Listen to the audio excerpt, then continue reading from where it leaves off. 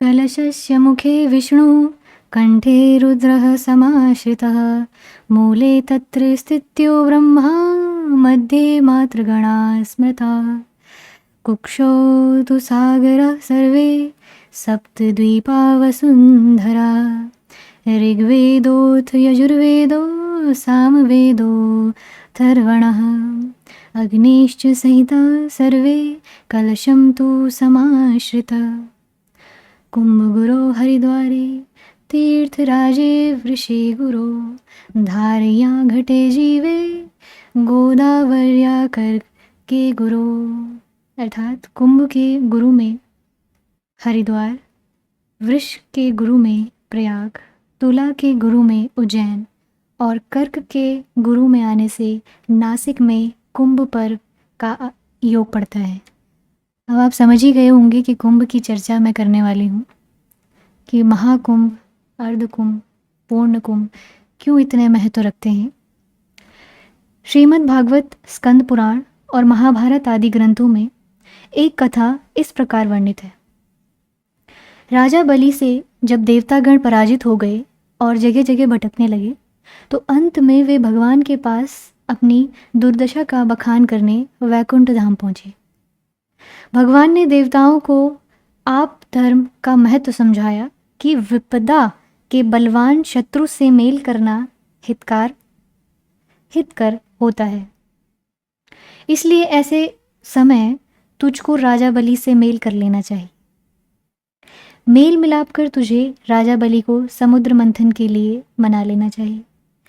समुद्र मंथन के रत्न, औषधि और अमृत आदि कई दुर्लभ दिव्य वस्तुएं प्राप्त होंगी जिन्हें तुम अपने विशिष्ट ज्ञान से बांट लेना ताकि तुम्हारी शक्ति असुरों से अधिक बढ़ती रहे। भगवान के आदेश अनुसार देवताओं ने बलि से मेल मिलाप बढ़ाया और अंत में प्रस्ताव मान लिया। समुद्र मंथन के लिए मथनी की जगह मंदरांचल पर्वत को बनाया।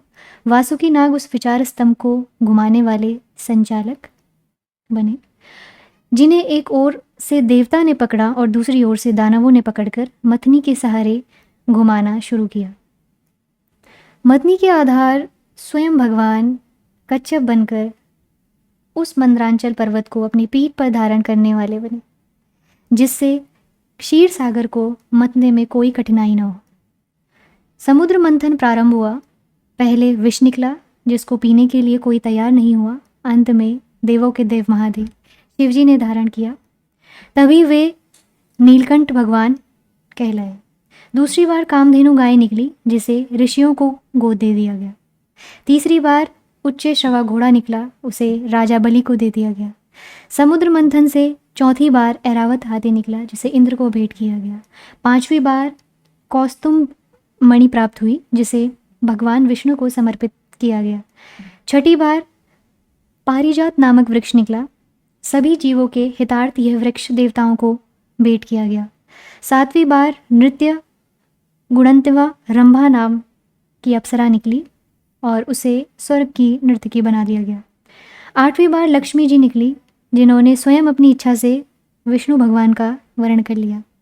नवीं बार वारुणी निकली, उसे दैत्यों ने ले लिया। 10वीं बार बाल चंद्रमा प्राप्त हुआ, उसे संसार के कल्याणार्थ आकाश में स्थान दिया गया।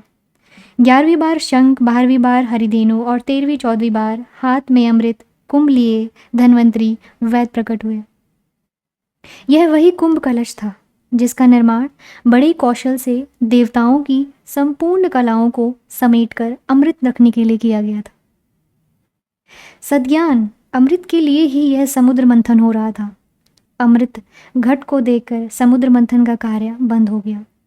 देव दानव अमृत घट को प्राप्त करने के लिए संघर्ष करने लगे। बृहस्पति के इशारे पर इंद्रपुत्र जयंत अमृत कलश को लेकर भागे। दैत्य गुरु शुक्राचार्य के आदेश अनुसार दानव दल अमृत कलश को छीनने के लिए जयंत के पीछे दौड़े। अमृत कलश को अपने अपने अधिकार में रखने के लिए देव दानवों में 12 दिन तक संघर्ष होता रहा। इस अवधि में प्रतिदिन अमृत कलश को सुरक्षा की दृष्टि से अलग अलग 12 स्थानों में रखा गया।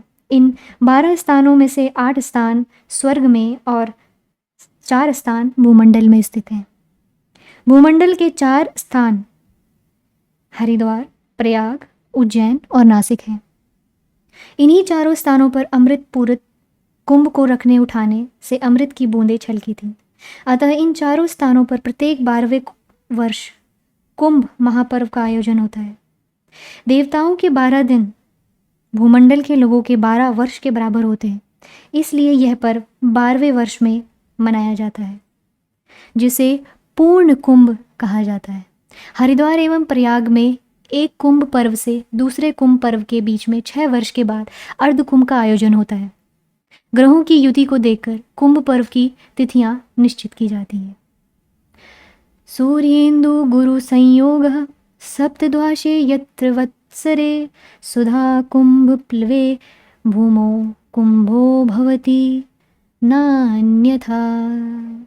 कुंभयोगे हरिद्वारे यत् स्नानेन यत् फलं नाश्वमेध सहस्रश्रेण सफलं लभेत भुवि।